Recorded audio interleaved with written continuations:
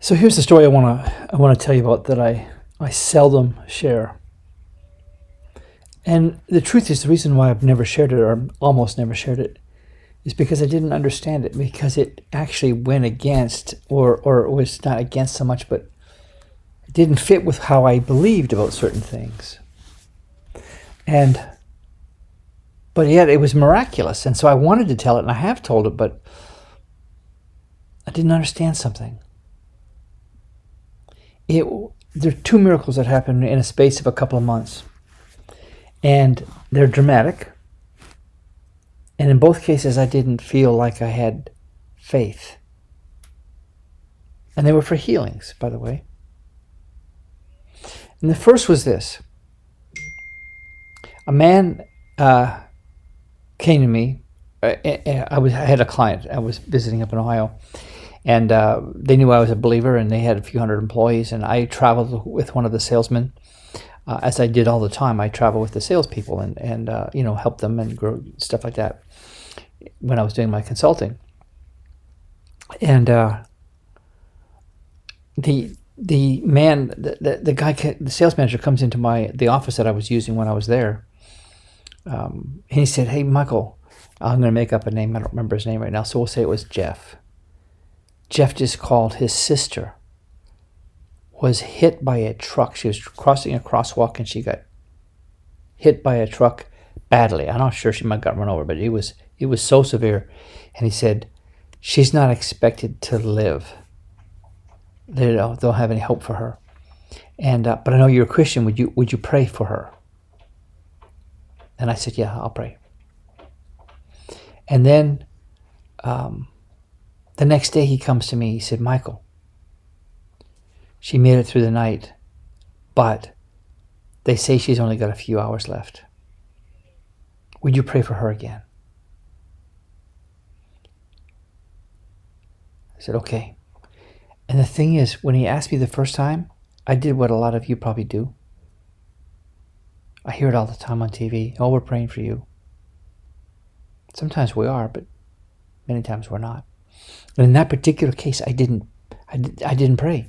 It wasn't because, well, I'm not going to do that. It was just because, I was busy. I was, well, okay, I'll pray.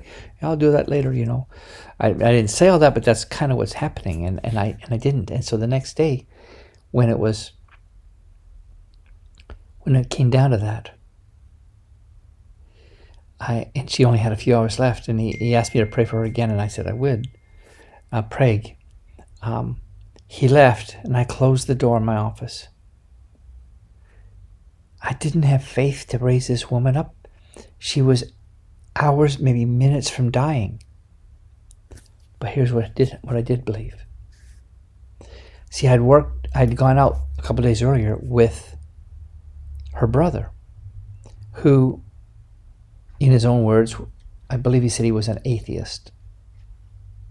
Now, I shared my faith with him. We shared Christ. I did all that kind of stuff with him, and very respectful conversation. But he just wasn't interested in giving his life to the Lord at that point. Nice guy, but lost.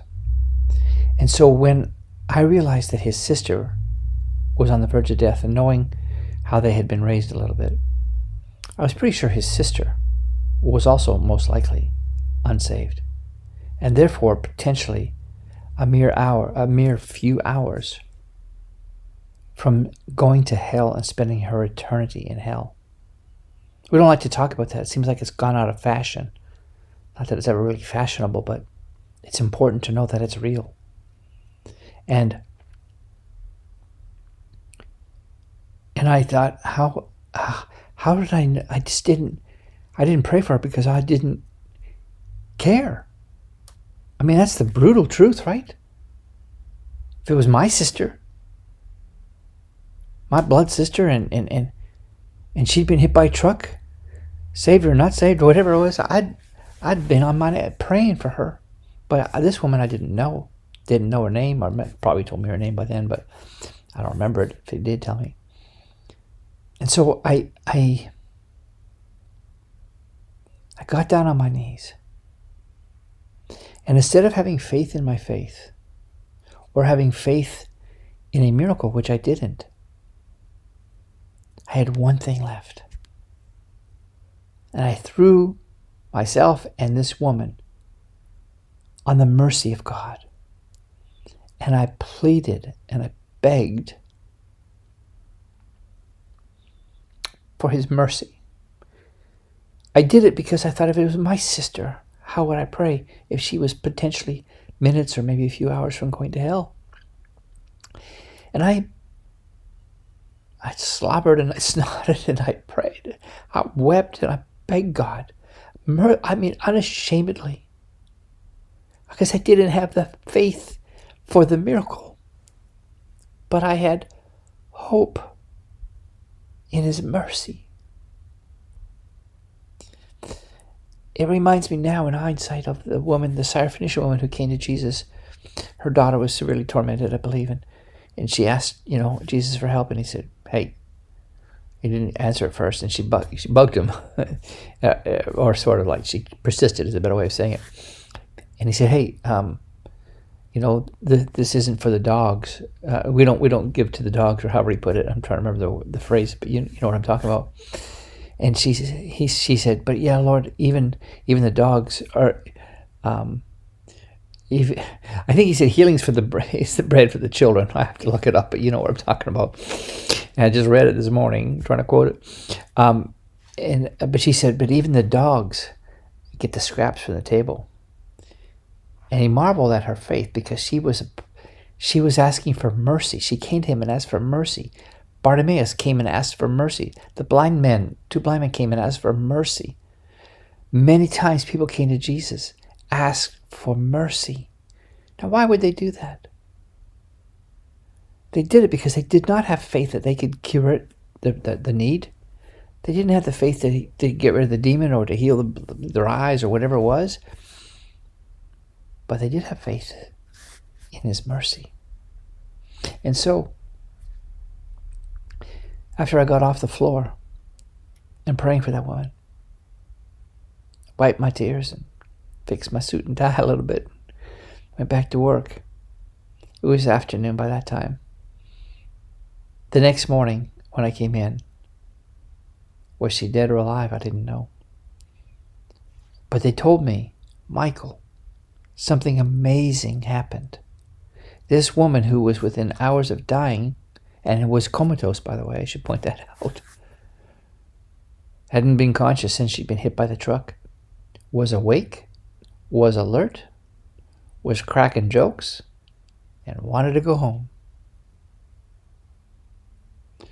Now, they kept her for a little longer for observation or whatever that was, but miraculously healed, touched by God.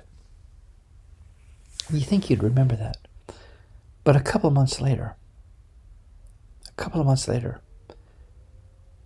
a woman in that same company of hundreds of employees up in Ohio came to me and said, Michael, my brother had a heart attack. He's in the hospital. He's not expected to make it through the night. I know you're a Christian. Would you pray for him, please? And I'm ashamed to tell you that I said yes, but then I didn't.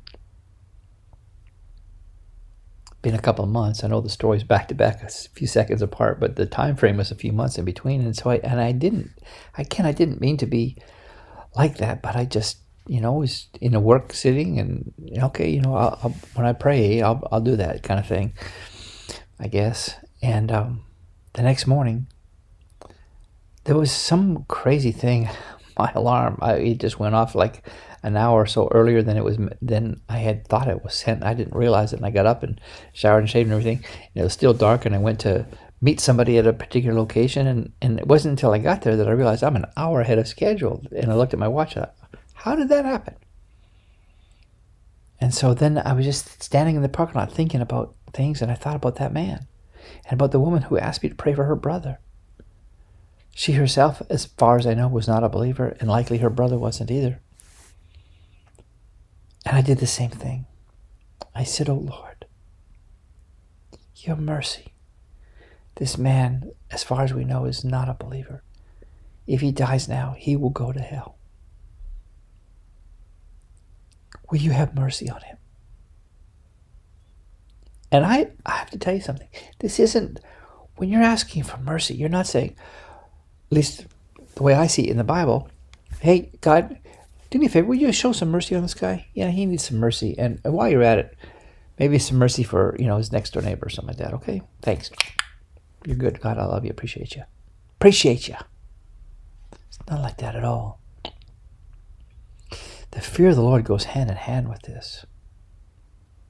You fear the Lord and you put your trust in Him. You put your trust in Him.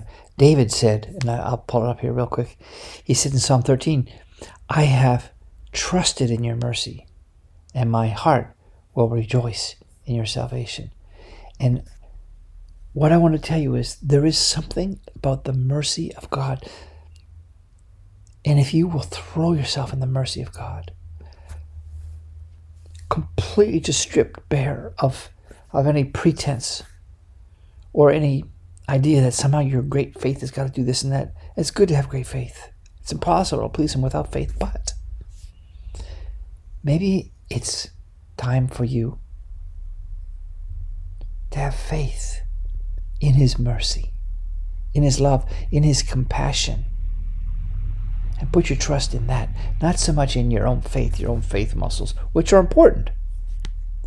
I'll talk about that some other time. But have your faith in His mercy and in His kindness. That's what I want to share with you. I sure hope this helps you.